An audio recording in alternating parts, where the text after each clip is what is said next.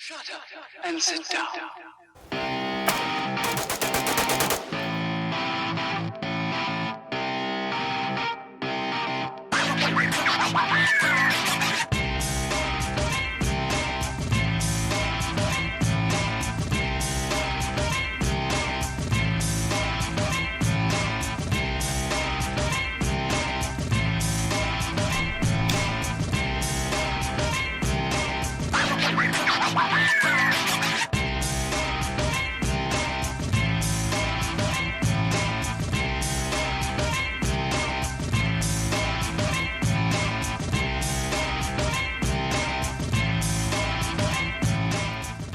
Hey guys, welcome back to the Fight for Liberty show. We have another great episode for you today. I've got a good friend of mine on who has a lot more actual campaign experience than I do. So we're going to talk a little bit about the actual nuts and bolts of campaigning, as well as some libertarian philosophy. So please welcome my friend, Devin Cloherty. What's going on? How's it going?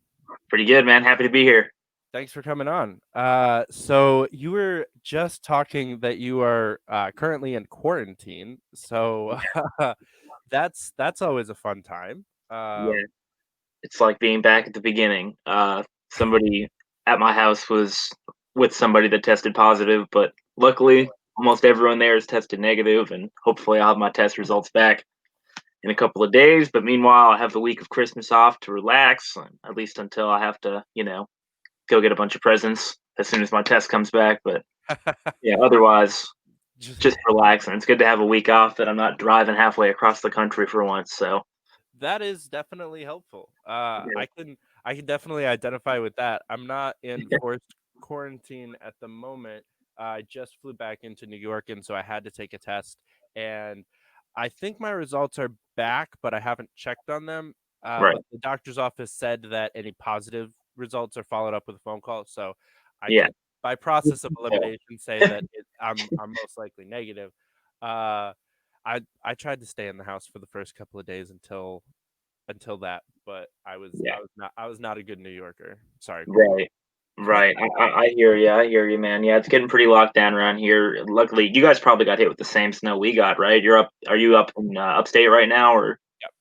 Yeah. Yeah. So it's not too bad. We got like a foot Yeah. over like a 2-3 day period, so it was pretty chill. And it's warm today, so it's all melty and gross. Yeah. No, same. It hasn't really started melting here yet, but it was like a foot and change. It was a hassle to shovel, but you know, I'm not. I don't miss being in the deep south until the snow hits. Then I'm like, okay, maybe I can deal with the. I You know. hear you. I spent my summer in North and South Carolina, Georgia, and California Uh-huh. mostly. Well, and Michigan, so that was all right. But like, I Yeah. spent the majority of the like midsummer, like August months. I spent all of August was in South Carolina.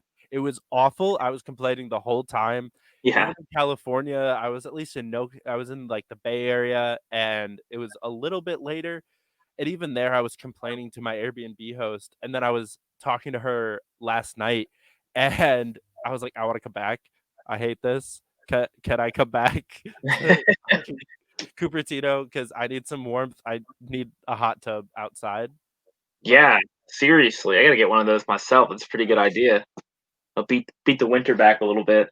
Yeah, I know we did yeah, it backwards. I'm doing it backwards the last couple of years. I was in, Texas and Missouri the last couple of summers, and then spending the winter here for the first time in like 4 years is going to right. be. I got that to look forward to. But Yeah, at least I know that this year can't be as bad as last year because last winter was New Hampshire, which yeah, is worse than upstate New York. yeah, By not by like a lot, but it was a solid. Every time I looked it up, it was a solid like 5 to 10 degree difference yeah. between where I was in Manchester and my parents' house here. Oh yeah. So I was living there yeah, for a while myself. It was cold as hell. yeah, But and I was like the most unprepared I have ever been for winter living. I moved to New Hampshire with a suitcase in mm, early November from New York City. I didn't pack winter clothes. Like I packed the warmest stuff that I had at the moment, which was yeah, literally suits. Like I would just layer up. I'd have like an undershirt, dress shirt, suit vest, suit jacket, like then a big long overcoat, and that was just the warmest I could get, and dress shoes out knocking doors for Tulsi. Yep. So this like it can't be that bad this year. I have warm clothes and I don't have anywhere to go. There's no Yeah. door knocking to be done. So Yep. Just relax and especially the next couple weeks. right. I'm super happy to have some time off at least with Christmas. So Yeah. So I did want to mention. So you're how long have you been off the campaign trail? I got back from Texas like a month, like a week after the election, and was doing some other stuff working from home for the last month or so. But I'm officially done as of right now for the time being Nice. until I kind of resettle my roots up somewhere in New Hampshire again, so that I can I'm thinking in the future I want to do more you know uh stuff that I want to do as far as working in politics goes. I know we've talked before about the sort of mercenary lifestyle of being a Yeah. for hire campaigner. You try to get the best you can get, but sometimes it's Yeah. it's questionable, unfortunately. But Yeah. I'm happy to be able to have work for a lot of good candidates. But I was Yeah. probably the same way about some of them, and not so much about others. I can imagine. Yeah, I've definitely I mean, I've gotten to work for I worked for Tulsi, who I still consider to be the great best soul that I have ever come into Yeah, contact with she's ever. great. I was happy to help there too. Um I worked for Larry Sharp, Yeah. who politically I respect more than almost anybody else. Uh and then I worked for some actual god awful like back the blue style like neocon Republicans this year. I worked for actually in 2020, I worked for Lindsey Graham, I worked for Donald Trump, and I worked for Joe Biden. When were you working for Joe Biden? I did like almost the very end. I was in North Carolina for a week and a half with Shoot. Vote Blue. Wow, no kidding. Look at you, a true bipartisan, you know? Tripartisan. I worked in Bipartisan. 3 parties this year. Wow, yeah. Well, LP, were you in Nebraska or were you just doing So I worked a little bit in the LP primary. uh, Um, I was I was somewhat of a half-assed something in in an attempt for a New York State campaign for Amash. Uh, oh, and there was a city council campaign, so I guess that wasn't technically a 2020 race, but the only real campaign work I did was for a race next year in the city. I helped her kind of lay the groundwork, get her people together, get like her account open and all of that like really yeah, obnoxious stuff that you have to do as a politician sure, that yeah. 19-year-olds don't like. I think that is my biggest problem with the LP is there's no like successful training wing for candidates. It's the Yeah, one thing that I respect heavily about Yao. They have the candidate training program, and then they have the right. Hazlitt Coalition for after you get elected. Like they're good about educating their people, making sure that they're actually legitimate politicians and not just these morons on a ballot. Yeah, I feel like there's a sort of a balance that needs to be struck between a candidate that's viable and a candidate that's, I don't know, a libertarian, if you're gonna be a libertarian organization. Right. That's, balancing that scale is, Yeah, just I because you think it's can a win little the race doesn't mean you should endorse the candidate and spend right. libertarian donation dollars as a nonprofit supporting these neocons. Yeah, no, tons of them, like, tons of money that could be going to libertarians, and, you don't have to be a libertarian to get my vote. You don't have to be a member of the LP, I like the LP. I always vote for them if it seems at all viable or if Yeah. the candidates just aren't doing it for me, but I wanted to get into that, like, in New Hampshire, especially. Biggest success story for Yao this year, and you probably saw some of those candidates, man. I mean, They were awful and their yeah, message was awful. Uh here's and man. they were running against like actual libertarians, some of them. Right. Uh, Yeah, for that's sure. I think my biggest issue with Yao is if you are tanking an actual viable libertarian campaign, Right. Like, I mean, New York or New Hampshire State House, if anyone knows anything about New Hampshire politics, Yeah. those districts are tiny, those races are cheap, and Very, they're very winnable for yeah. almost any human if you are decent. Yeah. The other great thing about New Hampshire is that everyone in the state actually gives a shit about politics. So if Right. you knock on their door and you're like, "Hey, I'm running for state house. You should vote for me." They actually have questions of why. Yeah. You know, there's that age-old quote of, I mean, it's discussing the presidential run, but it's like, "Oh, Bush? I don't know. I've only met him twice." It's like, uh, you know, that's New Hampshire. They're spoiled as hell Right. with the Yeah. first in the nation primary, as well as the most representative democracy in the world, Yeah. their state For house. sure. Like it's a great environment for politics. And Yal was like, "Hey, let's go ruin that." Yeah. No, seriously. I mean, what did they get? Like 40 wins in New Hampshire, something crazy like that. Like It it's was like incredible. 10% of the New Hampshire legislature is represented by coalition candidates, and Mhm. I think they had Only two. I want to say only two or maybe three. 70 something total Yal people there. It's Half almost of a them in New quarter. Hampshire because it's 3,000 person districts, but Right. I mean, still, it's like they had some Libertarian Party elected officials that did Mhm. not win their seat back. They probably could have used if you gave any of them Yao backing, they'd win that. I mean, Right. how are you going to beat a national consulting firm in a district with 5,000 people and not much more being raised for anybody's campaign? It's like, Yeah, and especially the way that Yale did New Hampshire was kind of brilliant, and it's one of the reasons why I wanted to be there. right, Because New Hampshire's primary is one of the last. Their state primary is one of the last in the country because their right. national primary is so early. It's also very weird that way. Um, Yeah, September, right? First week of yeah, September. so we had or Yale had months of campaigning in all of these other Republican primaries, and then just basically converged almost their entire organization on the state of New Hampshire. Yeah. Like, we went out to Murphy's Tap Room. I was up there for a day while I was working in Massachusetts, Mhm. uh, and not even everyone went out because it was like a Tuesday or something like that. But it was like a team dinner, and it was like Mandatory fun, yeah. yeah, Classic mandatory campaign fun, stuff. but it wasn't even mandatory. So like it was only according to the people that I was talking to, it was only about 50-60% of the people, and we still filled Murphy's. Like there were people standing and eating like this with their plates because we Yeah, couldn't sit everyone at the bar or the tables. So we everyone that didn't go back to school in September and wanted to keep working campaigns was in that state or South Carolina, yeah, basically. Uh, and they were able to just take people that had been, at months of doing this already found their rhythm, found their groove, knew what they were doing, knew their teams, knew their partners, were just fucking animals in the field. yeah, yeah. 400 doors a day kind of people just release them on New Hampshire.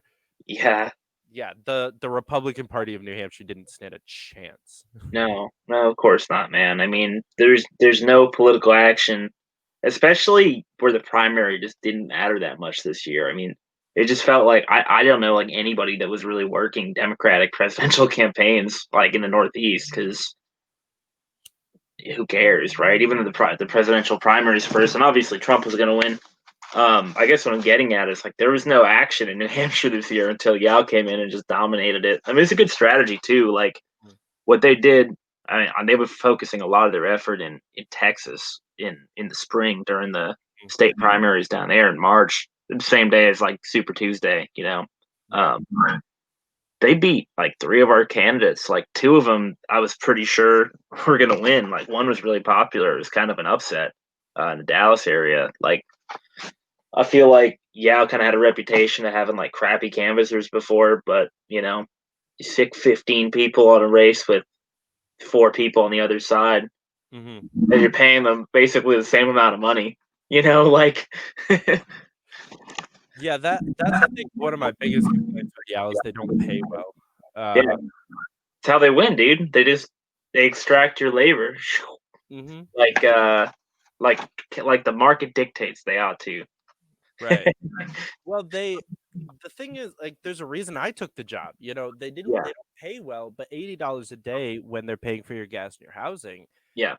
And if you're a broke ass college kid Yeah, that's he's okay. Yeah. yeah, if like Yeah. taking the housing concern out of life Yeah. for a bunch of college age people Right. is the most brilliant thing you could do. Yeah. Yeah. And if you're always on the road, gas and hotel paid for, it's like, Mm-hmm. what do you need more than $500 a week to do? You're just going out for Right. dinner and drinks with friends and mostly just working all day and Right. staying busy. I mean, I like that Spent part my of entire paycheck in Michigan on food and weed. Like, I bought nothing other than food and weed the whole Yeah. time I was there. I How's the went on legal one pot date. in Michigan? Any good? What was that? How's the legal pot situation in Michigan now? Any good?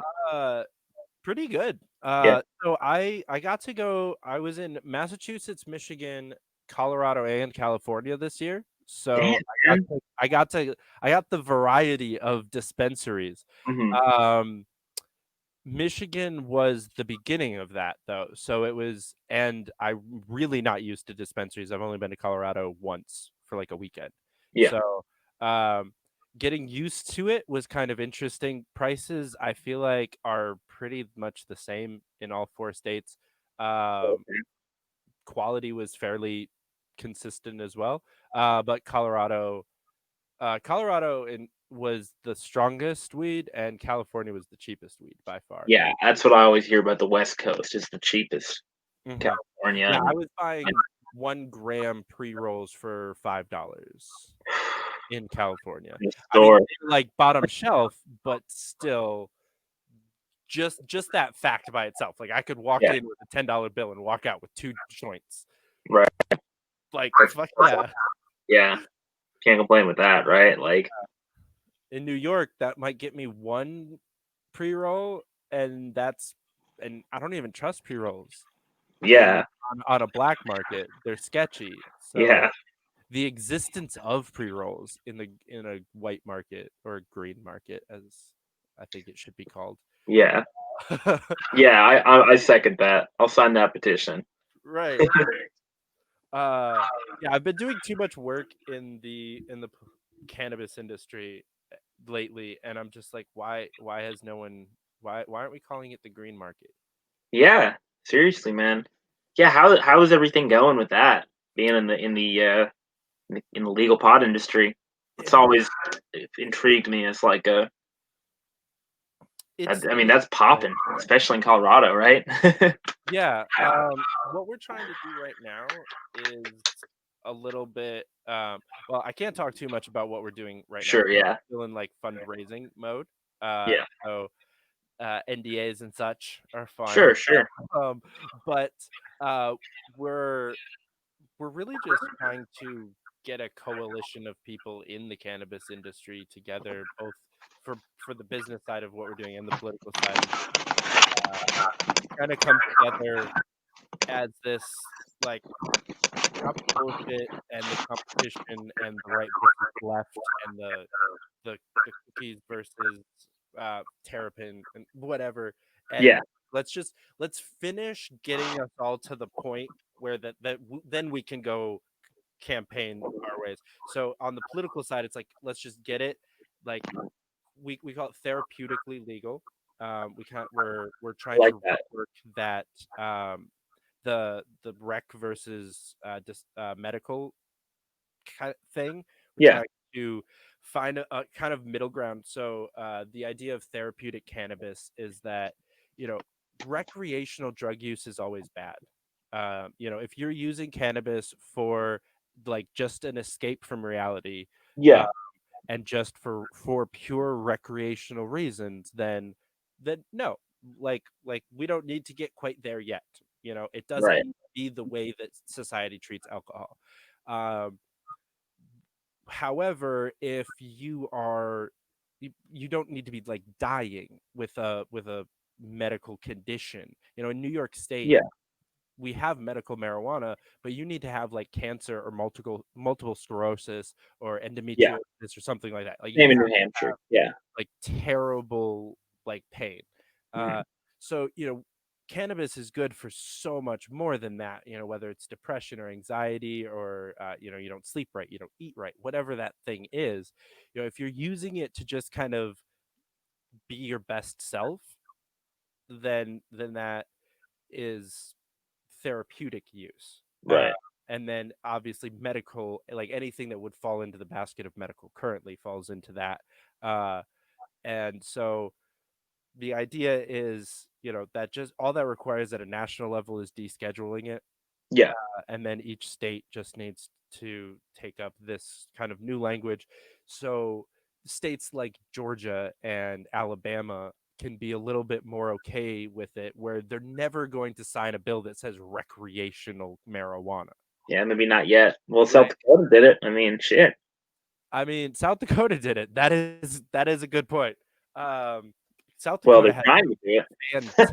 fantastic marketing. I Yeah. don't give Normal a lot of credit almost ever.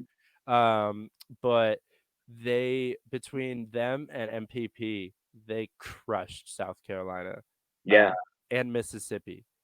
Like Yeah. big Yeah. upsets. I was really Like happy a about that. blowout in Mississippi too, right? Mhm. That's awesome. Yeah, Mississippi, like literally one of the most conservative, maybe the most conservative state in the country, you know, Right. or most Republican, one of them at least.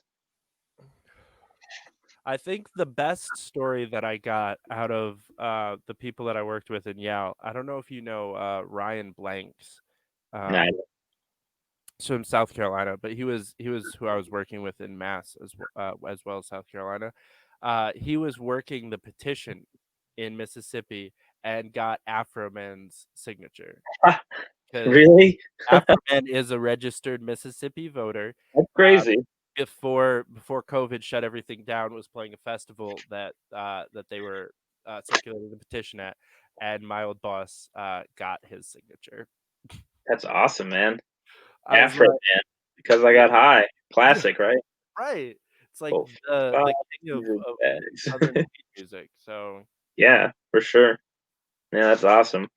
I mean, step in the right direction, man. Just I understand what you're saying with the therapeutic thing. Personally, I feel like it's the kind of thing that anybody should be able to do without fear of repercussion is my main motivator. But you're mhm. right. I mean, it serves a therapeutic Well, use, coupled with obviously. like a very large like decriminalization message. So Yeah, it's not. It's yeah, you're not going to jail for smoking regardless. You're yeah, just, yeah, maybe you can't go into the store as like some 17-year-old moron that just wants to yeah. own. Like Common sense, you know, common common sense sense stuff. cannabis reform. And not, yeah, not in the way that like Democrats use common sense Right. reform, but like in the kind where you become more free and I more happy. wouldn't that be a great world? But you brought up South Carolina or South Dakota, so Yeah, definitely want to touch on that because I don't think I've really mentioned that yet on the show much yeah. either. What the hell? Like, how is the governor trying to block cannabis legalization? Her state overwhelmingly voted for medical, and I won't say overwhelmingly voted for recreational because it was like 60%. It's not crazy. It's pretty big. It's bigger than Medical Massachusetts. was medical was 78%. So like God. some big numbers there.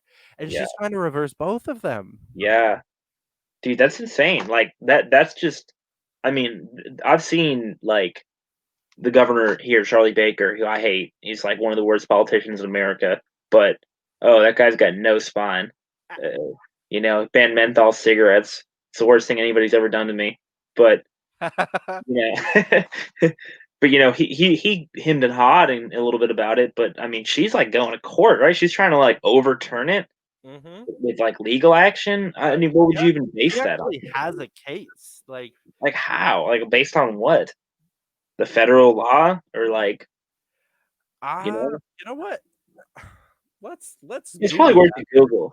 I feel Yeah. like if anybody's watching this that heard that read on like Gal or like PragerU's page that this lady loves freedom and liberty. That's why she's telling you not to wear a mask. Right. She Meanwhile, too, I should mean, be I'm not more. like the biggest fan of lockdowns, but I mean, South Dakota's got like way more cases than Vermont. It's got like the same population over like 20 times the space. You know, I mean, it's easy to cherry pick data, but for a state with such low population density, they got kind of walloped out there because their government was like, "Oh, COVID's not a big deal at all." Not even going to put in guidelines of such low numbers early on. Yeah. And so they kept doing what they're doing. Right. Right. And then eventually somebody walked in with COVID and they were just living life as usual. I do remember that. Okay. So her argument is that because the rec part of it contained some budgeting things, it contained fiscal policy within it. Yeah. She's trying to get it on their the state constitution says that they can't. Like there's a very weak constitutional argument that they're trying to like put two things, or trying to put legislation and budgeting together in the same legislation, which they can't do in South Dakota, which I think is a great piece of their constitution. Actually, I'm pretty sure that's the same way they're trying to do it. There was another state that basically filed the exact same lawsuit. What? For marijuana? Was it Montana? Yes, Montana. Oh, God. Don't they have a Democrat governor? They do. But they're trying to do it's not the governor that's doing it. It's like a right-wing group. But basically the exact same argument that because it includes taxes and where those taxes go, it's budgeting and legislation mixed together, which I mean is a half decent argument. Like they shouldn't have fucking put that Democratic bullshit in there and should have just stuck with what they were trying to do and just legalize, then figure it out. Let the legislation decide. Yeah, I mean, I hear, I can understand that argument, but it's a really bad time to bring it up. And on top of that, I mean, shit, I think if anything, if either of those states win their lawsuits, then that would just be a travesty that they they got greedy and fucked up cannabis legalization for their state. It's happening. So I mean, the governors and other forces have acted to block it. And so I mean, New Hampshire has legalized it like 3 times legislatively, and you know, whether it's Sununu or Maggie Hassan, Democrat, when she was governor, they both vetoed it. I mean, she's awful, by the way. I think she's one of the worst senators in the Senate. I don't know if you know too much about her, but she's like New Hampshire's little own Hillary Clinton. Yep. Just like shady, down the line. Justin O'Donnell runs against her in 22. He was one of the best LP candidates in 2020. Yeah, he's a good candidate. So I hope that's gonna happen. I'm having him on the show, so I'm gonna ask him about it. Try to push him in that direction, like Senate, governor, or something. One of those. Yeah. What did he run for? Congress or Senate this time? He ran for Senate this time. Senate against Gene Shaheen. Yep. Yeah. Then I think AJ Olding ran for Congress in the first district. Yeah. They kind of ran an in tandem campaign. They look like they should be brothers, and I confuse them all the freaking time. Their Facebook profile pictures are like almost the same thing. It's like a really far away picture of them in a suit, right, with a Joe Jorgensen like. Oh yeah. Picture. So I'm like, I literally can't tell them apart half the time on Facebook. It's yeah, dude. Disappointing showing for Joe Jorgensen. I gotta say, that's a step back for the LP. I hate to say it, but yeah, it was. I think she did the best she could. Yeah, I mean, given the situation, like she was kind of, in a tough situation. Yeah, I mean, I think everything going on. Yeah, I think like when it came time for the convention, she was the best candidate we had, and I think in the campaign, for the most part, she did the best she could.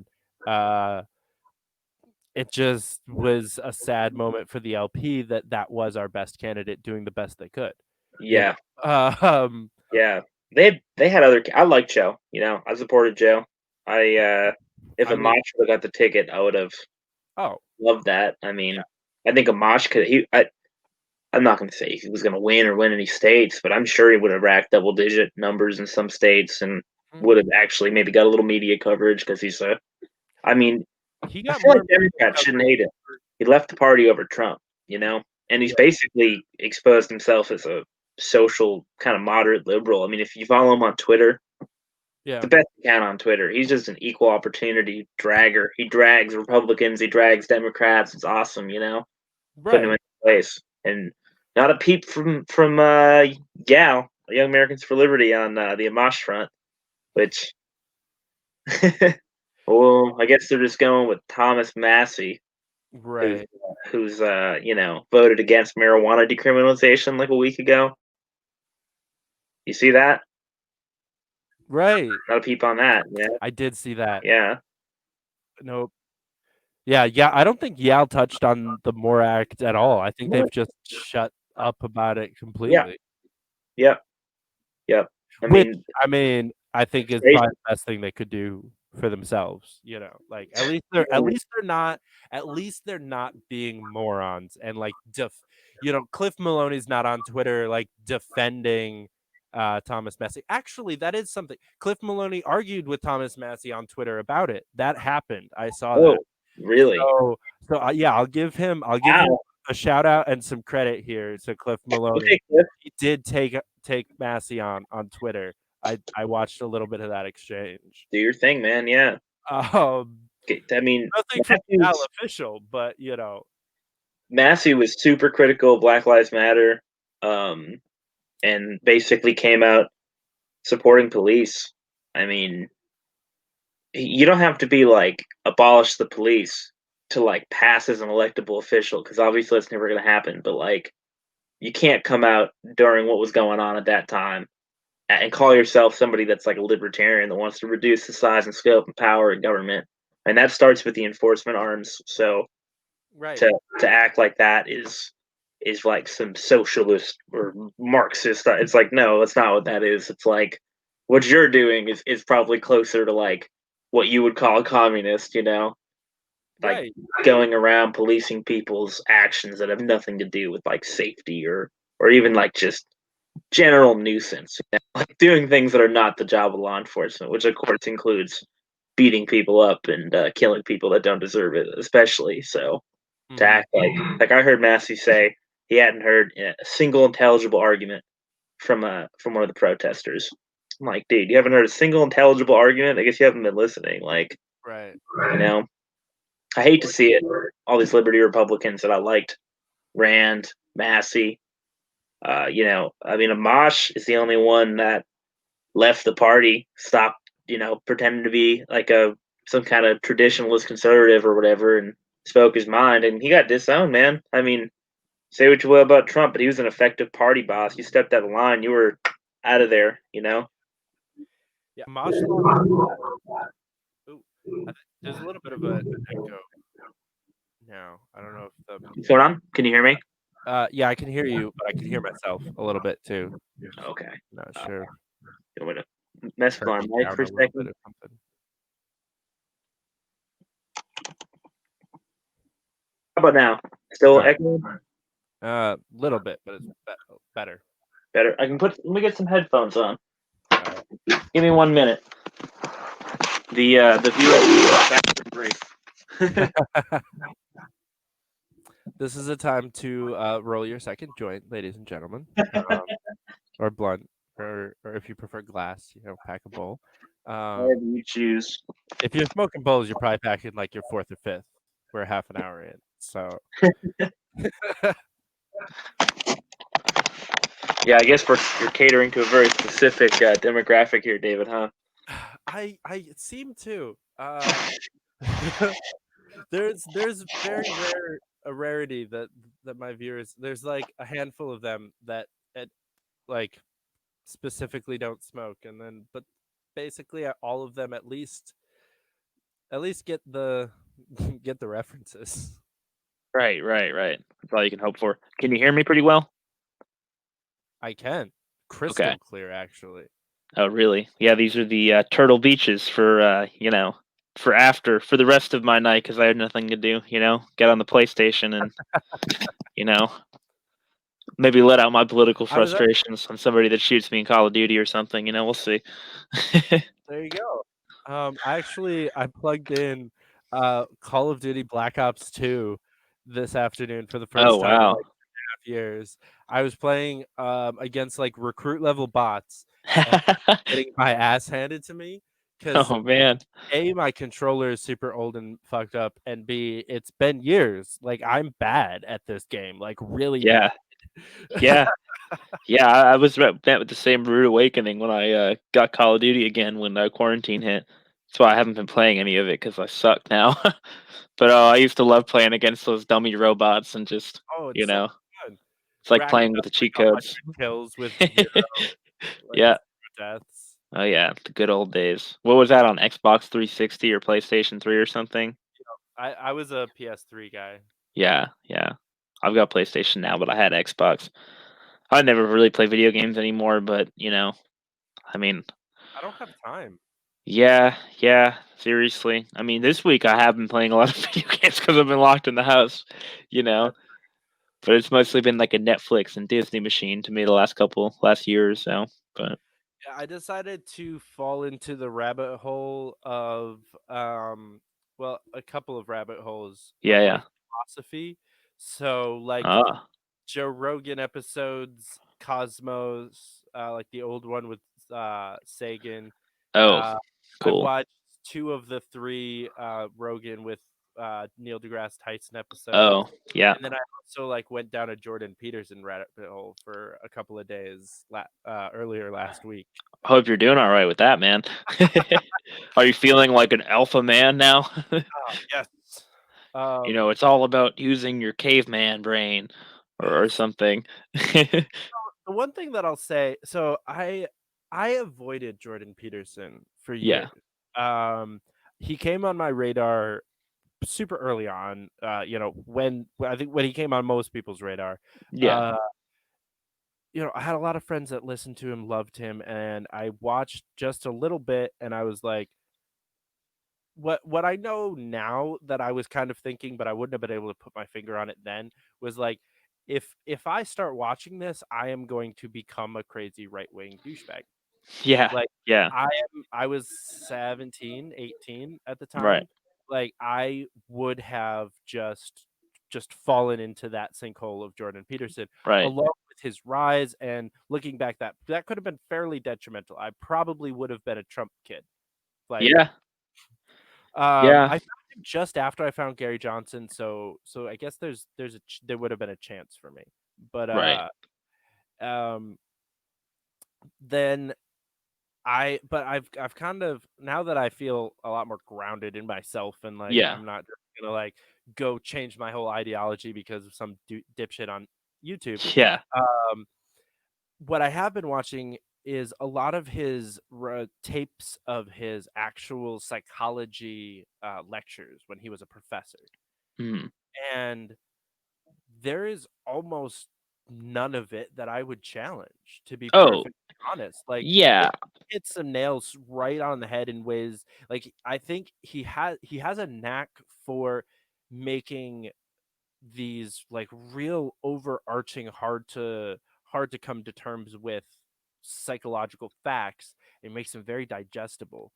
Yeah. And so like I've tried to get my sister to watch a couple of them. Like there's a lot of people in my life that I think could benefit heavily from hearing some of that. Now what he's turned it into, and this whole like life philosophy thing, um there's plenty of that I would challenge. And Right. but I think he's an asshole. I think he knows that he's an asshole. um and I think that he knows that being an asshole sells more books. Yeah. No, I think you're mostly right. I don't hate Jordan Peterson. I mean, I was just, pulling your Mhm. chain, but I Yeah, mean, I he's mean, more I have a lot of conservative than friends I am. hate him like with a burning passion. No, So he's not like a I wouldn't call him like a bad actor, not really. You know, as far as like right wing talking heads go, I mean, he's not even that political. You know, he's all right. I don't hate him. You know, I mean, it takes a lot for me to really like think somebody's like an evil Nazi based on like watching a couple YouTube videos of them talking. You know, you usually know it like right away if they're that type. You know. Mhm. Yeah, I Uh, watch some PragerU videos and I go, huh, "Ooh, who are huh. you?" You know, I saw the first the I watched a Kim Klacik ad, like her ad.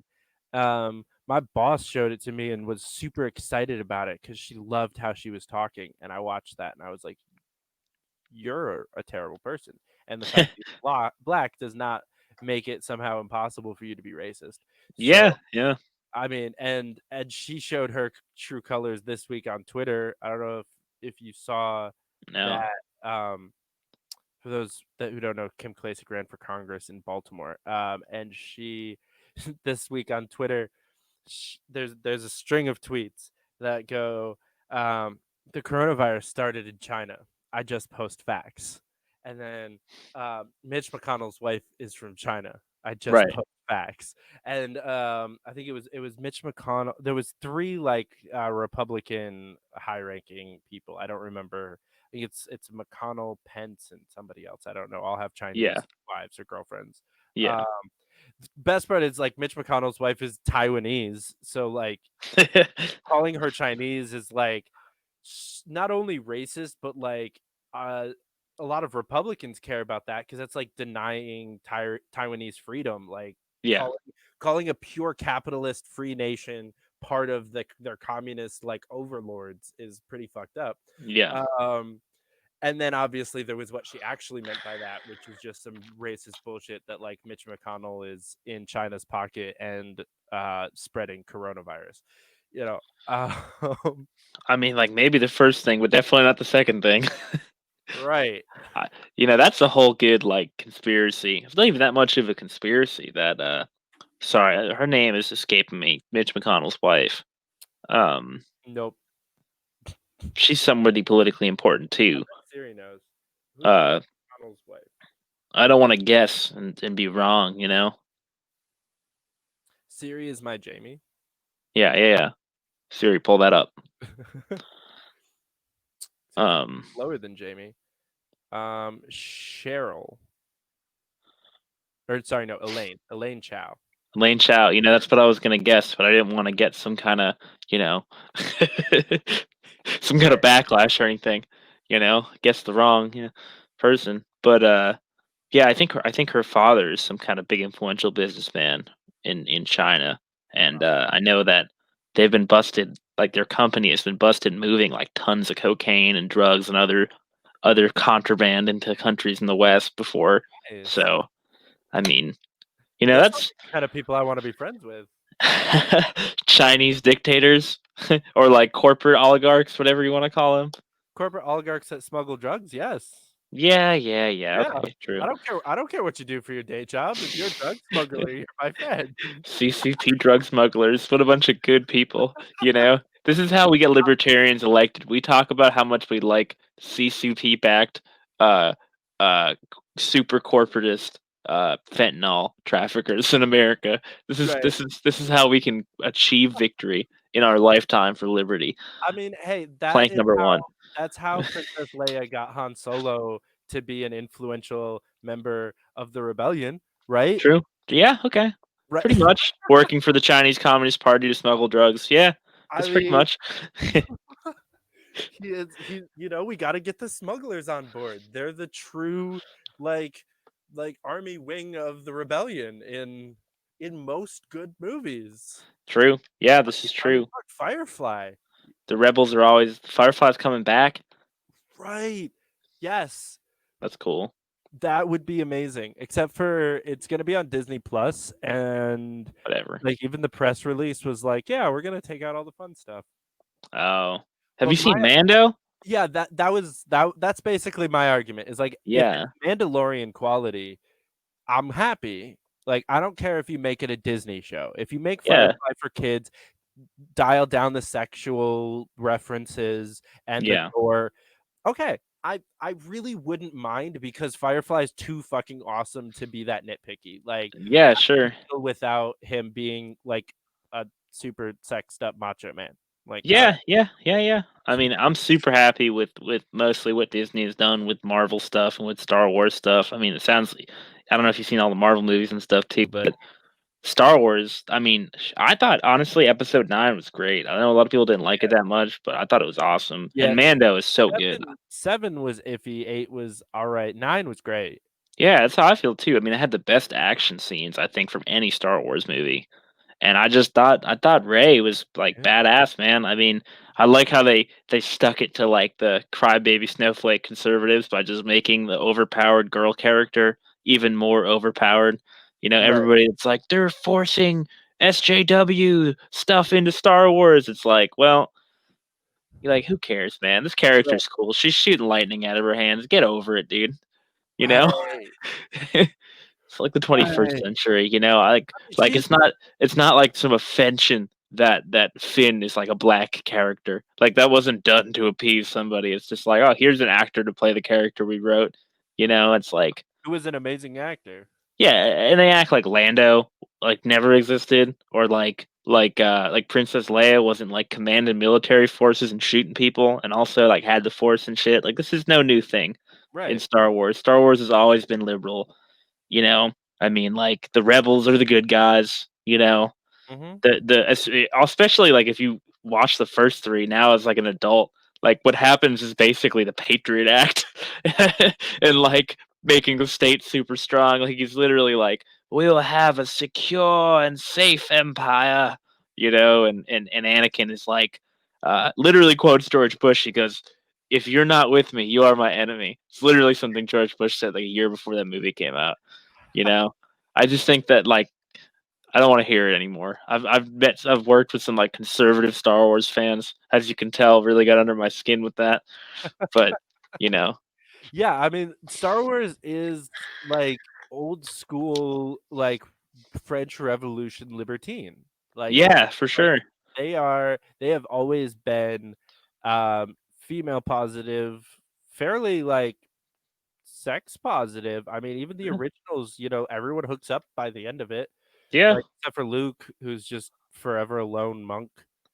yeah, I guess, I right? I mean, mean, which seems to hold true through 8 or 7, 8, 9 as well. He yeah, just dies alone as a yeah, virgin. So sorry, but I know, right?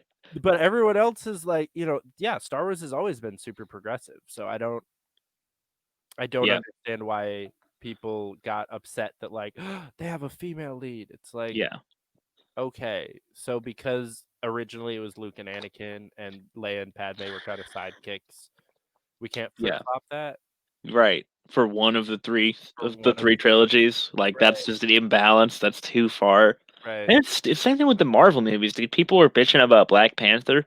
It's like, dude, he's from Africa. Like the movie's set in Africa.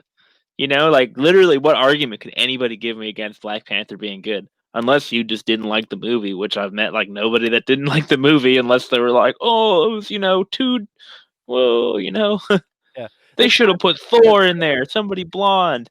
right.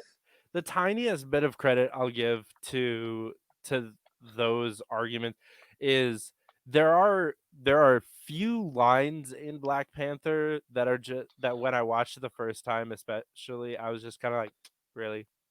Like Yeah, there's just a little bit of like, BLM yeah. like I mean, sure, they're prejudice, catering to like something, but it's catering. like, But they're fucking Disney. yeah, They're catering to 12 to 25-year-olds who are all progressive. So, yeah, yeah, um, but yeah, but I'll make the same argument about Frozen. yeah. Everyone was pissed that there's not a single person of color in Frozen.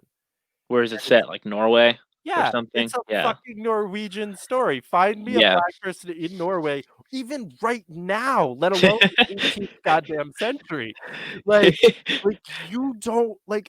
I mean that literally. Go to Norway. There aren't any people of color. They don't exist there. Yeah, I It's mean, not a thing. Yeah, no, I mean that's the only like basically every like harebrained right or left wing like talking point. It's got a kernel of truth, which is like okay, like it doesn't matter if Spider-Man's black, he's from New York City. Doesn't matter if Superman's black or green, he's an alien. You probably don't want to make the Black Panther white. I guess, probably don't want to make Right. Thor, who's like a Norse god. I don't know, like if it's like an integral part of their, like if somebody's got red hair or something, or somebody's got like some certain feature from a comic book and you're transcribing the character. But honestly, I don't even give a shit. Like Right. I can care less what race my character. Like just give me a movie. Yeah. And if you're going to give me a super diverse cast, then that's like just whatever. That's fine. I don't care. Right. I mean, I'll always give companies shit for pandering because they always pander. It's like Mhm. they care about gay people once a month out of the year. They're probably donating to block gay marriage 10 years ago, half of those CEOs. So it's like, Yeah. The one thing that I give kind of the conservative crowd credit for is Mhm. I'm not the biggest fan of rewriting characters as Yeah. a different race. You know, Yeah. like there's no reason to remake The Little Mermaid where Ariel is black. It's not necessary, in my opinion. Yeah. Yeah. I don't have a problem with it. I'll still probably watch the movie with my niece, but like, It's just done in like a pandering yeah, fashion. it's Is that what they're doing? Are they replacing the Little Mermaid? Are they changing uh, it or? yeah, Yeah. yeah, the new Little Mermaid is gonna be black. Like I don't honestly give a fuck, but Yeah. I'm not a big fan of rewriting. Like, there's already been too many Little Mermaids. Like, just fucking make up a new story, Yeah. right? Yeah. Although I liked Aladdin, so if they keep on this train of like the live action remakes, they're doing a good job so far. Yeah. I haven't seen any of them, Aladdin or Lion King or any of the new ones. I haven't seen Lion King, but I would I give a thumbs up to Aladdin. Jasmine is played by Naomi Scott, who's one of my favorite actresses and musical artists in existence anyway. Okay, cool. And they wrote her they changed the dynamic of the story a little bit, and she is almost the star of the movie. So there's a little bit of that, like, right, like progressive bullshit. Like, Yeah. there was a little bit of that, but it's still called Aladdin. If you watch it objectively, it's still about Aladdin. they gave Yeah. they gave Jasmine an extra song and a half and a little bit of backstory, to just make her character a little bit better. The original Yeah. Jasmine was kind of weak. Like, they Yeah. made the character a little bit better. The movie's an extra 20 minutes longer, so Yeah. Not a cartoon for kids. It's like for 25-year-old people, right. probably. It's Yeah, I for mean, kids, this kind is of, but like to ping the nostalgia of people our age. That wasn't right. for kids. Right. But Yeah. yeah, I think I'm not a big fan of the rewriting characters. So, even like James Bond, like fucking A, stop making James Bond movies. B, you don't need to make James Bond black. You don't think so? I think Idris Elba would be cool as hell as I James am Bond. so okay with it. In it, like, if it So it happens, just doesn't matter at all. it Is what ju you're yeah, saying. I mean, don't I feel care similarly. that Yeah. much, but I wish they would stop making James Bond movies in general. Yeah. Yeah. They We've could had make enough a of whole those. new character for Idris Elba to be like the something, like he would get 008. a whole Yeah. new generation of references to a whole new character, and They're gonna make James Bond till after we're dead, dude. It's never gonna end. I know. Uh, but so, like, I think Marvel did it the best. They made a black Spider-Man, but it wasn't Peter Parker. It's Miles Morales. Yeah, I think that's cool how they have like a whole different. I mean, he's like a new character, like an equally cool Right. Spider-Man, Yeah. And I like that for sure. He's cool as shit. Have you seen the stuff coming up, by the way, for the new Spider-Man movie? Who's going to be in it? Oh, dude, it's crazy. They're going to have Andrew Garfield and Kirsten Dunst, MJ, and Spider-Man from Multiverse, and Doctor Octopus. Alfred Molina's going to play him. They're Right. bringing back Jamie Foxx as Electro. Allegedly, maybe like the Sandman, and like apparently Tobey Maguire and like Emma. What's her name? Emma Stone that Mhm. played Gwen Stacy. They're gonna have like all the main characters from all these old Spider-Man movies, allegedly. So, I That would mean, be some of awesome. them are confirmed. Like Tobey Maguire's not confirmed, but like some of them are confirmed going to be in it. I'm pretty sure. So, That like would Andrew be Garfield. super fucking fantastic. That's what I'm saying, dude. I think that's what everybody wanted out of this most recent Spider-Man movie. When the commercials made it look like it was going to be. Did you see it? Mm. Is the most recent one still Far From Home? It's where they go to Europe. Yeah.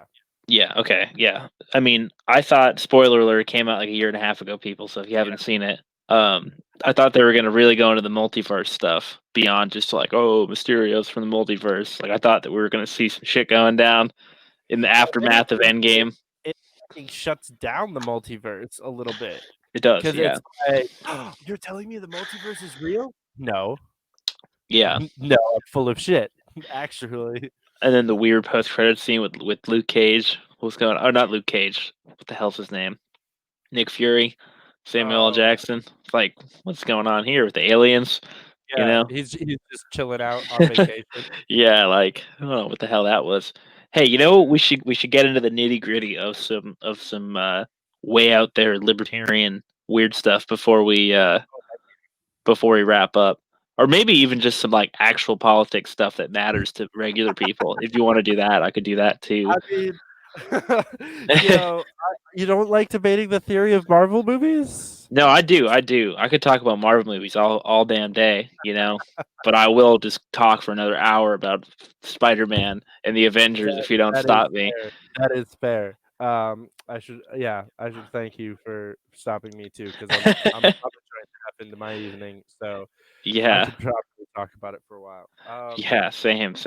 I mean, oh, you know, I wanted to.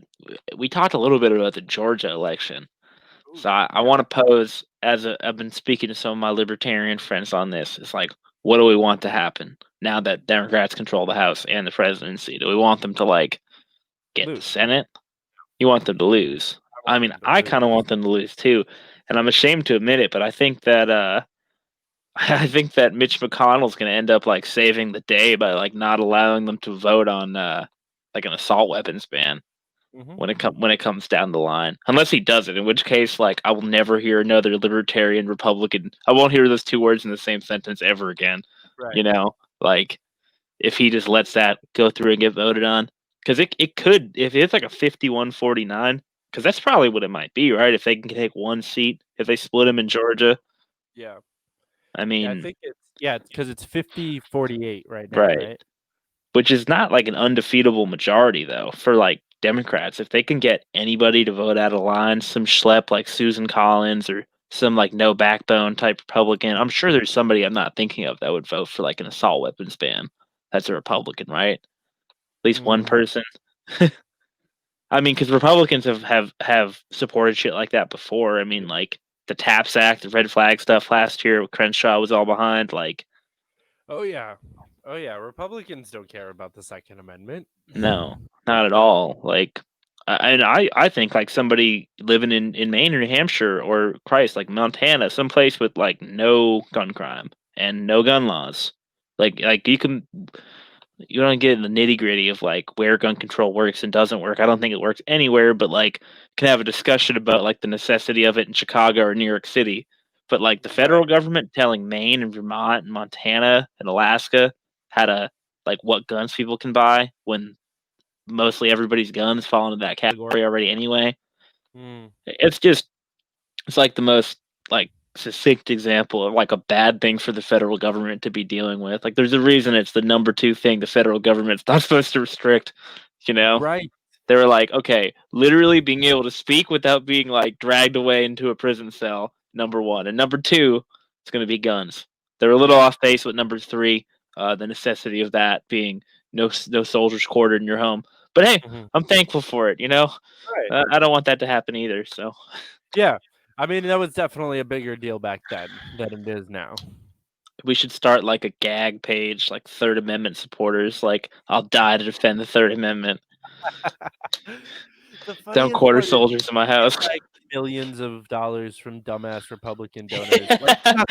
We must defend the sanctity of the Constitution. The Third Amendment is super important. Oh yeah. I mean, the way Republicans and Democrats mention amendments to the Constitution is just like makes me want to pull my hair out. Like when the Democrats say Trump is being unconstitutional, it's like, dude, are you serious? Are Where? you seriously saying that? Like, Trump is being unconstitutional, but are you like talk about the pot calling the kettle black, like Pelosi? I mean, the Democrats didn't blow the lid on like illegal things that were lied about to get into the Iraq war and all these other things that they knew that were allegedly were mulling around trying to impeach Bush at one point. Yeah. But the reason why like Pelosi and Schumer didn't pull the trigger on something like that, because they're part of the war machine. But if Right. it just came down to a partisan thing, they knew their hands were just as dirty as the Republicans were on like lying to start the Iraq war and also just all like the Homeland Security stuff, the NSA stuff that like wasn't public knowledge until it got whistleblown. Mm-hmm.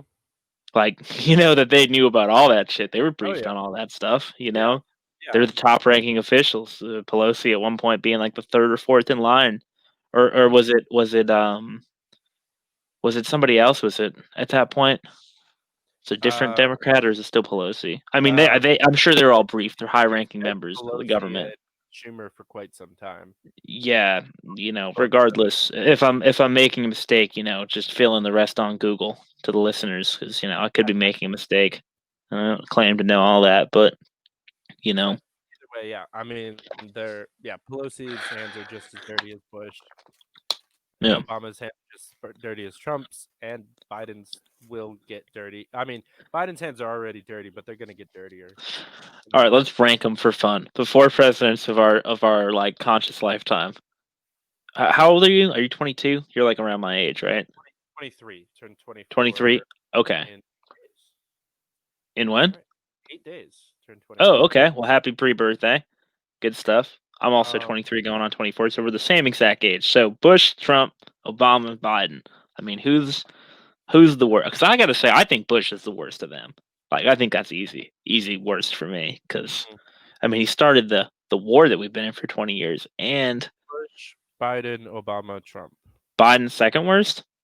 I mean, I could buy that. We'll have to see what he does, but I could see him being worse than Trump. I mean, I wasn't going to vote for Trump, but, like, I thought that Biden might have worse outcomes for like me personally, which is like a selfish way to vote, but that's kind of how everybody votes.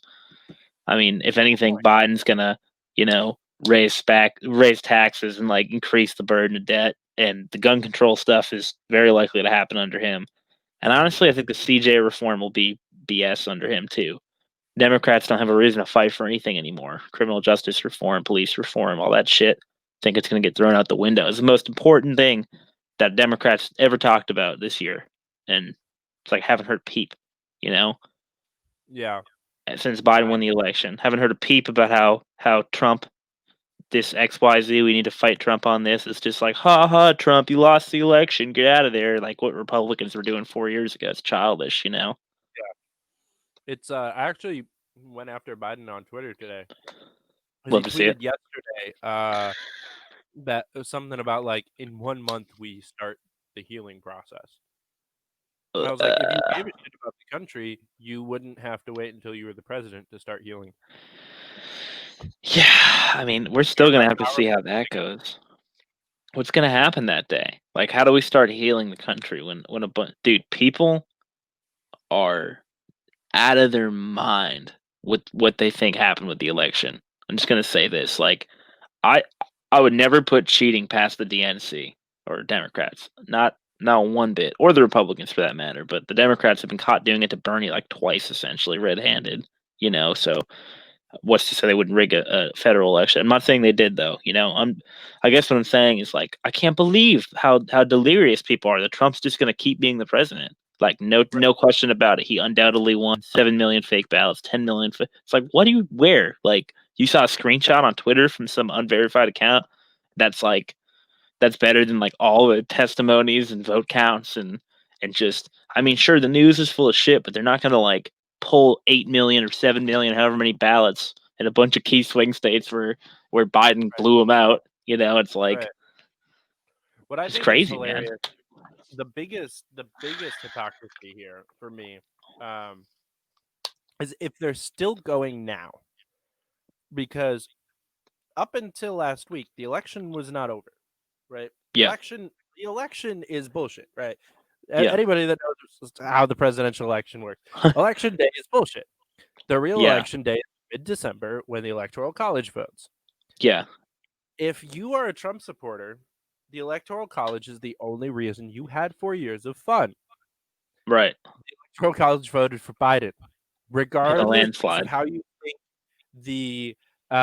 regardless of how you think that the states should have fallen, what vote totals you think should be there, the Electoral College voted for Joseph Biden, and he is the next president. Like, period. There is Yeah. nothing you can say about it at this point. Yeah. I mean, outside of a seizure of power by Trump, which I feel like is. Go ahead. So sorry, what are you gonna do? Impeach him? Like, Yeah. I mean, like. Seriously, right? I mean, like I said, Trump seizing power would be the only, and I think that's become. I didn't think that was ever likely. I think it's becoming less likely by the day. I think Trump knows that half of his base doesn't give a shit.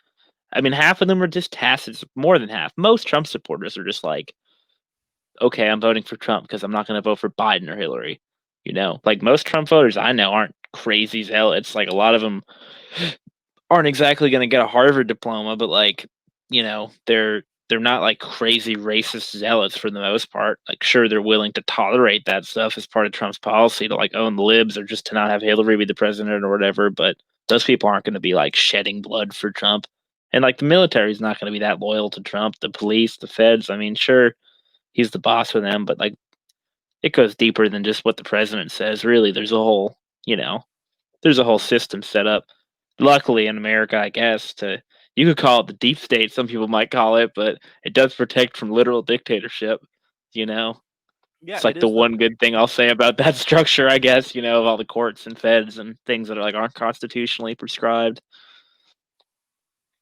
yeah. I think that's the beauty of the American government is that the presidency is a seat, not a person, Yeah, and you know, Trump doesn't control all of those things. The president does. So the second the president becomes Biden, right, he's the commander in chief. Trump is a nobody. Trump is right. next. Like, that's it. He has no It's more gonna power. be sweet to watch him go. I was kind of pissed when Biden won. Not like pissed like I wanted Trump to win, but I was like, well, this sucks, like. But as we're getting closer, the idea of watching Trump leave just is like hilarious, dude. Like, how's the inauguration gonna go? I might want to take that day off of work and just watch the news and watch that guy be like a douchebag on national TV. He's probably not even gonna look Biden in the eye, you Mm-mm. know. Yeah, But that like famous handshake photo that like every pass off is taken. That's yeah, gonna be great. yeah, I'm it's because of going to social tweet. distancing. They can't do it. Oh, that's true. They're probably gonna be able to get out of it. Probably, Nice. probably for President Joseph R. Biden, born in 1855. The guy is so old. Dude, is he gonna like if anybody's got a Deadpool, like a celebrity Deadpool to put money into, I'm calling it now. It's a mortal lock. Like put your money on Biden. Right. Like, Especially with Kamala Harris as VP. Like, oh god, I know. Like, the dude, second that's most even suicidal thing you could have done. The only worst idea would have been Clinton. yeah, I know. Like literally, how did that work? Like, did Kamala Harris really activate any sects of voters that like weren't gonna vote for Biden in the first place? Or like Oh yeah, for sure. Politically, I would for sure argue that politically, Kamala Harris was Joe Biden's almost, or I would argue she was his only choice. really? I feel like he would have won regardless. I feel like if he had Klobuchar, he would have won all those states in the Midwest still. Or if he had Pete or somebody else. You think he would have left like Michigan? Like I don't think Kamala helped him pick up. Maybe Michigan. I mean Kamala helped Pennsylvania. pick up Detroit. Yeah, yeah. No, I guess you're right. And probably Pennsylvania too. Wait, Uh, I'm being the dumb. Biden won Pennsylvania, right? yeah, After the final count, Klobuchar. So what I'll Georgia. Holy shit! give is that Klobuchar probably would have picked up most of the votes in the states that were seen as upsets, or like what is seen as the states that made him win. I think Klobuchar probably would have been able to get those, like Wisconsin, Michigan, Pennsylvania. Um, he might have even have won them by a larger margin with Klobuchar. However, Right. I think like Texas, they didn't win it, but like It's close. Kamala is the reason that he got 40 something Oops. percent in Texas. Yeah, I mean that's pretty crazy. I was in Austin that night. I North couldn't Carolina, believe. I'll say was like Kamala, like the mid. Wait, didn't Trump win North Carolina? Did Biden end up winning? I think so. I'm 90. Dude, I don't even know. Like, I kind of tuned. Like, not to sound stupid, but I kind of like didn't care once Biden had it locked up, and like there was no question Right. about who it was going to be. Like, I was following it tightly for a couple days, but I mean, what's the difference for us unless he passes they some? really called it. Once Bill Weld told me that he was excited about a Joe Biden presidency, I was like, okay, Oh, I dude, trust you, dude. Honestly, Bill Weld, are you busting my balls, dude? You're busting my balls, right? I hope so. Well, kind of. Like, I mean, I don't hate Bill Weld. busting your balls, because it really was when I saw Bill Weld go on national television and say that he was excited about a Joe Biden presidency. Yeah, That was yeah. pretty much the moment where I was like, all right, I'm done. I mean, he almost like semi endorsed Hillary Clinton too, though. You know, he's just a classic old money kind of like. There's a good video of him somewhere where somebody asked him like how he makes all his money, and he says some response to like the effect of, "Oh, I just have money," you know. Like his family's grandfather, they're like one of the most rich, influential families in like the history of Massachusetts. You know, he was the governor of Massachusetts, and Right. a pretty good one at that. Like was against like crazy spending. Was for, by the way, was for decriminalizing pot and gay marriage in like the early to mid '90s. All right, so I'm gonna make a prediction. Weld Chafee 24. There we go. Oh God, dude, puke. Give me. I like the New England. I like the New England aspect of it, dude. How did Chafee? What the hell happened with Chafee, dude? He was a governor and a U.S. senator, and he literally got like 35 votes in the Libertarian presidential primary. He Like he dropped was like before still, the votes. dude. But So people were voting for other people that weren't running more than him. I mean, Like Ron Paul got more votes than him. I'm pretty sure. Like that wouldn't surprise me. Chafee, yeah, I'll give him that he dropped out like almost 2.5 months before the primary yeah, took place. So like that was not the vote total was, I don't think, was reflective of how much support he might have gotten had he stayed in. yeah, However, he was awful, dude. yeah. I mean, he's been a Democrat and a Republican, and he just looks like a dweeb. And he's from Rhode Island, dude. Who wants a president from Rhode Island? It's not even a damn island, you know? Like, that's just like a worse. It's like if you took 30 Massachusetts towns from any random spot and chopped them off and then shut down like all the factories there, and we're like, all right, this is a state, you know? Like, it's ridiculous. Yeah. So I got to meet him when I was in New Hampshire. He came to see Yeah. and spoke to the Southern New Hampshire Libertarian Party. Oh, okay, that's cool. Like SNU University No, or Southern New Hampshire, like the region. yeah. They Okay, yeah. have like a regional party and a state party that both Okay. Manchester, and I think it's just an excuse to go drink at Murphy's twice a month instead of a week. Yeah. But so yeah, I was there. I was invited and kind of introduced to everybody by Nick Sarwark, Yep. but Justin O'Donnell was there, and AJ Olding, and like the whole Yeah. crew, Richard Manzo, like The New Hampshire Libertarian elites. a whole bunch of great guys. But Chafee spoke, and actually something that I mentioned on my show with Reed yesterday.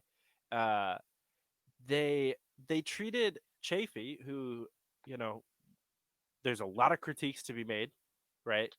And me, who I was not planning on mentioning Tulsi going there. I was kind of just trying to escape the campaign a little bit for the night. Yeah. Actually, just like retreat back into my libertarianness. but I didn't say that to Nick. So he was like, "Yeah, he's in town because he's working for Tulsi and blah blah blah." And like, Yeah. everybody in the room knows I work for Tulsi, and I was like, "Okay, cool."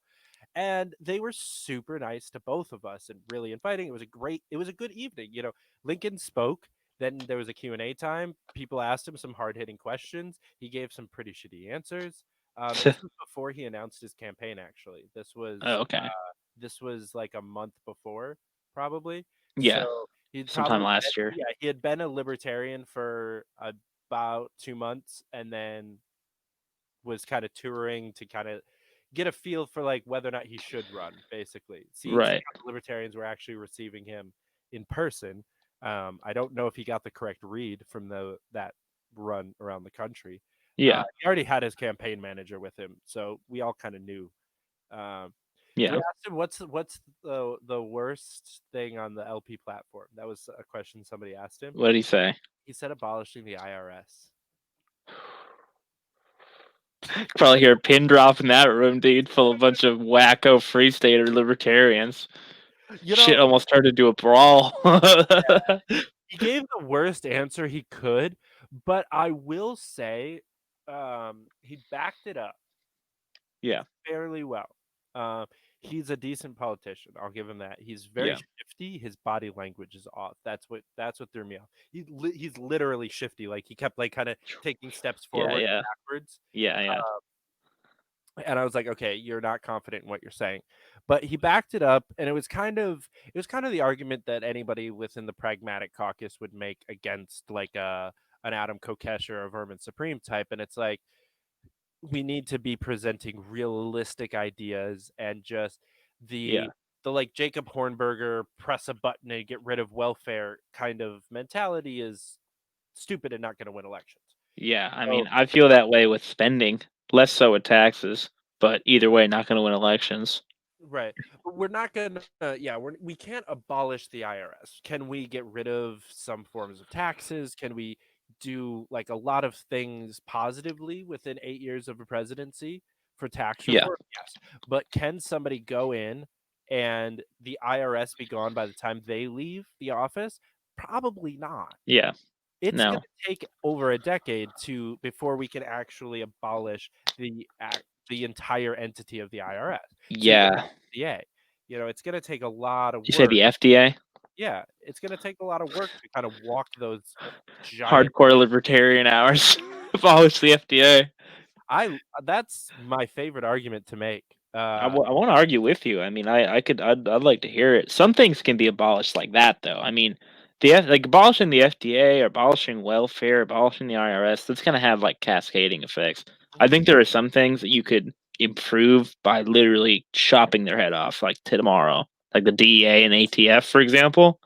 That like Yeah. police forces that just do extra. Like honestly, I'm mostly thinking of police and surveillance in this like capacity, because you cut off welfare or taxes or whatever tomorrow, people are gonna like starve to death and lose job. I don't care if people in the ATF and the DEA lose their jobs. I'll say that. Bad thing if I ever run for state representative in New Hampshire. Yeah. But I'm not saying that. I'm just gonna say it. Go Go get a ahead. job Don't as give me a severance package either. What was that? I said, go get a job as a school security guard. We need some more Yeah. in the country. Yeah. Or just like collect welfare. At least you won't be hurting people, and you'll be making less of my taxpayer money in your Right. pocket. So, Are you familiar with the business concept of a rubber room? give it to me again. Okay, Yeah. so the idea is that if you have, it's mostly shows up in education Yeah. industry as tenure exists, but a lot of unions make this a thing too. So if you have people that you can't fire, who are just detrimental to the overall productivity of the group, Yeah. you literally pay them their salary to come into work and fucking go play video games in a room all day. The teacher's lounge is a thing that exists in a lot of SNL skits, but also like reality, like Right. where there are teachers who don't actually teach classes that get paid to go to school and sit at in the teacher's lounge and just do nothing all day, I know because about that. them teaching is worse. Oh man, But it's a that's thing the in DA. factories too. Right? Yeah. Like they don't do enough work in the factory to make up for how much less work everyone else around them does because they're there. Like Right. that's a really bad person. Like when you're that much of a detriment to society. Like yeah, a rubber room. So yeah, go collect unemployment and food stamps and go own a gun range or something and Yeah. fuck off, please.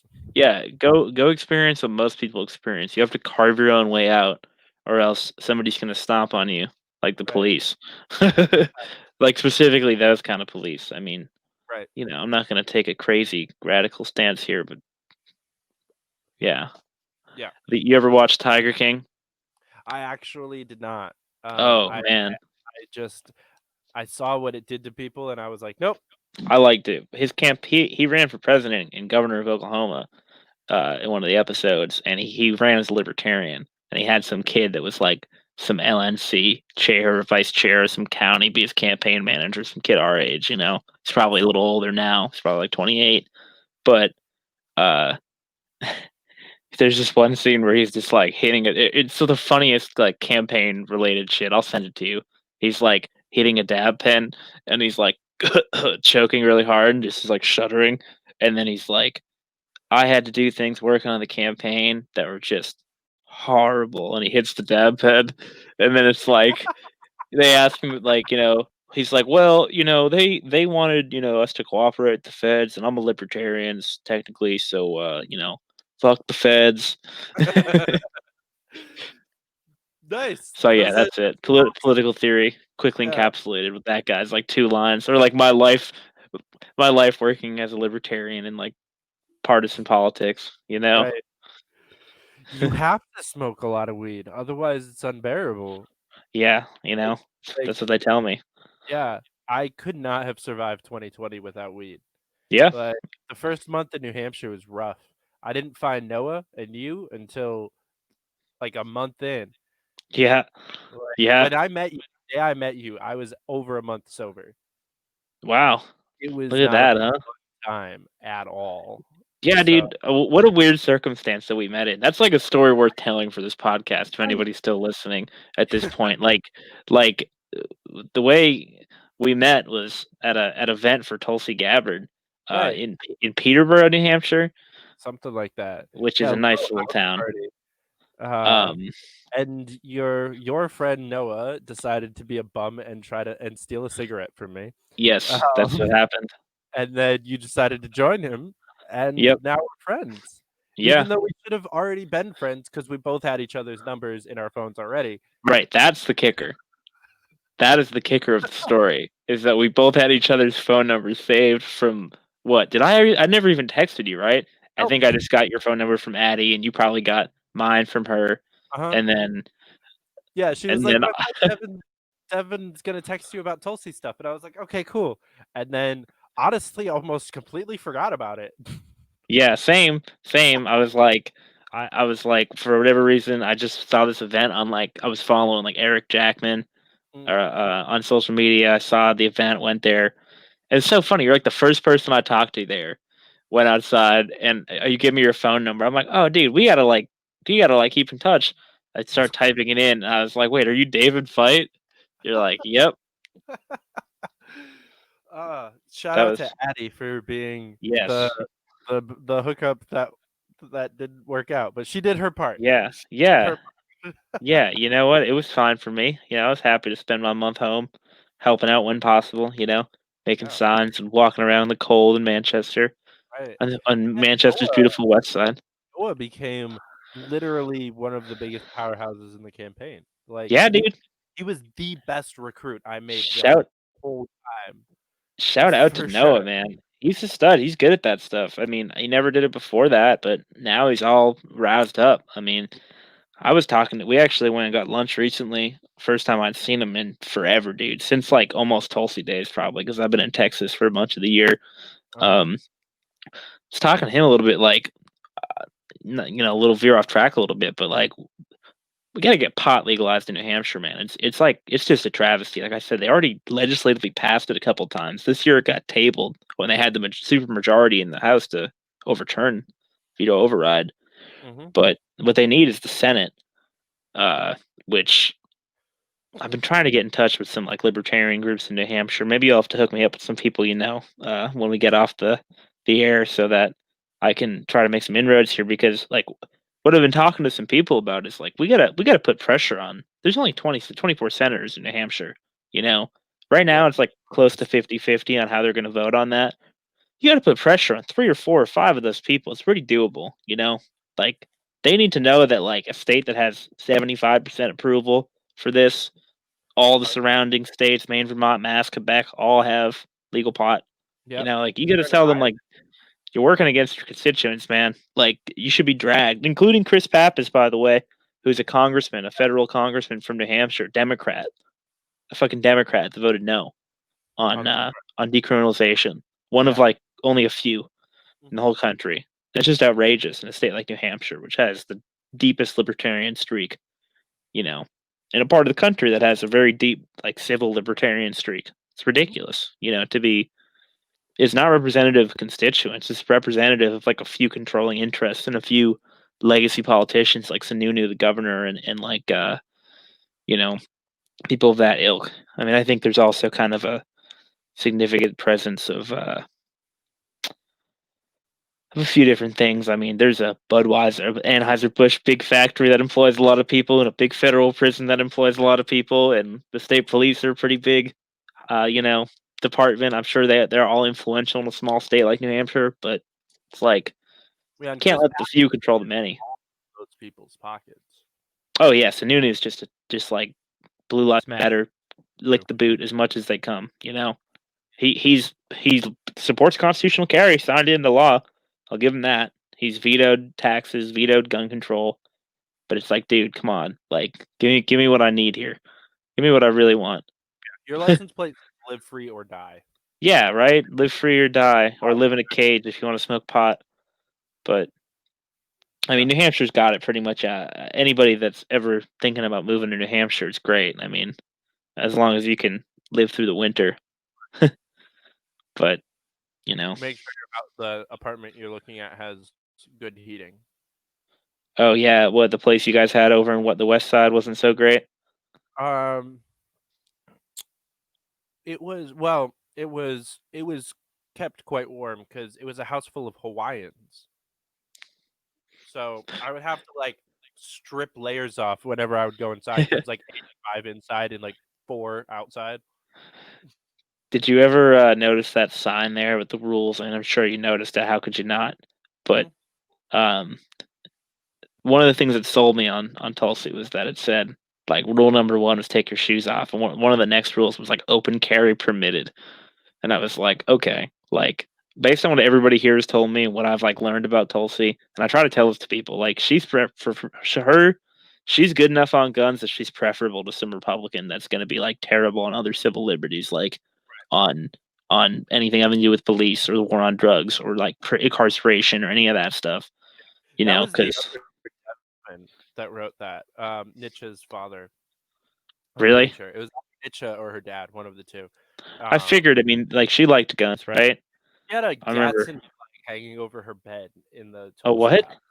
She had a Gadsden Oh, flag. a Gadsden flag. Oh, yeah. Hanging over her bed, and her father got her an AR-15 last year for Christmas. That's we awesome. went out. That's sick, dude. Yeah. New Hampshire, the land of you can have an AR-15. Right. We'll go do some of that next time you're in New Hampshire. Oh, heck yes. Assuming I can recover my guns from the bottom of the ocean. I got in a boat accident, unfortunately. So, yeah. Hate to see it. It's a very common fate. Accidents this year. Yeah, terrible. I have a feeling there's going to be a lot once Biden gets elected too. But it started to stop happening right around the time that Pete Buttigieg dropped out, though. Dude, sorry, Beto O'Rourke. Beto O'Rourke. I knew what you meant. I mean, both of those guys are total cucks on the Second Amendment. Like, Buttigieg was like, he tweeted like, just keep in mind that when you're talking about protecting yourself with your gun, you're talking about facing American government, military, and police personnel.